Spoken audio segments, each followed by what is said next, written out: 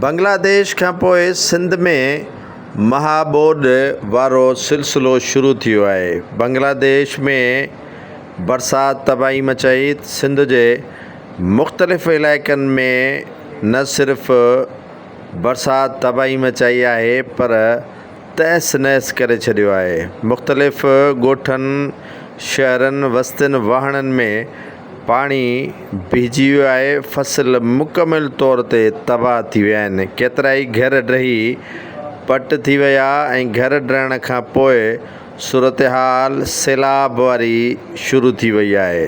कचे में सैलाब अचणु शुरू थी वियो आहे, जंहिं सबबु फ़सुल, घर ऐं मालवंद माण्हुनि जो माल लुढ़णु शुरू थी वियो आहे।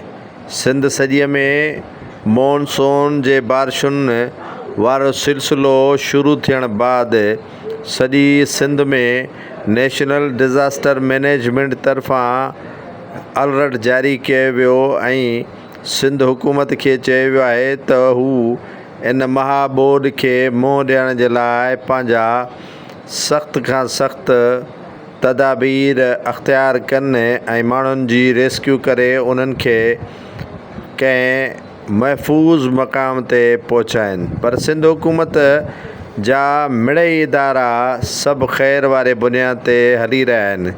सिंध समेत सॼे पाकिस्तान में मॉनसून जे बारिशुनि वारी जेका पेशगोई नेशनल डिज़ास्टर मैनेजमेंट कई हुई, उन तबाही मचाइणु शुरू करे ॾिनी आहे।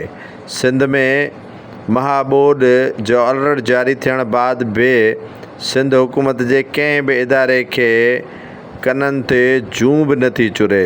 नई वरी वज़ीर आला सिंध को ख़ुसूसी इजलास घुराए नेशनल डिज़ास्टर मैनेजमेंट जी ॾिनल ख़तरे वारी घिंटीअ ते थोरो गौर वीचार बि कयो हुजे। सॼी सिंध जे अंदरि 2022 खां वधीक ख़तरनाक ॿोॾि वारी पेशगोई जेका कई वई आहे, उहा आहिस्ता आहिस्ता वधणु शुरू थी वई आहे। सॼी सिंध जे अंदरि मवासिलाती निज़ाम मुकमिल तौर ते दरम बरम थी वियो आहे। बरसाति जॾहिं बंदि थिए थी त सिंध जे मुख़्तलिफ़ इलाइक़नि में मच्छरनि जो आज़ार बि वधे थो ऐं मुख़्तलिफ़ बीमारियूं शुरू थी वियूं आहिनि। मुख़्तलिफ़ बीमारियुनि मुंहुं कढियो आहे ऐं माण्हुनि में ॾुकार वारी सूरत हाल पैदा थी वई आहे। ग़रीब माण्हू इलाजु कराए या पंहिंजे पाण खे महफ़ूज़ हंधि वठी वञे, इहो सिंध हुकूमत जो किरियल अमल आहे जो हिन वक़्त ताईं कंहिं बि इलाइक़े में न कंहिं पाफ़ीस क़ाइमु कयूं वियूं आहिनि, न ई वरी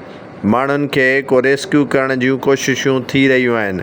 माण्हुनि जे अरबे रुपयनि जो फ़सुलु मुकमिल तौर ते सफ़ा थी वियो आहे ऐं फ़सुलु मुकमिल तौर ते तबाह थियण खां पोइ माण्हुनि पारां कयल ख़र्च पिणु उन्हनि जो ज़ाया थी वियो आहे।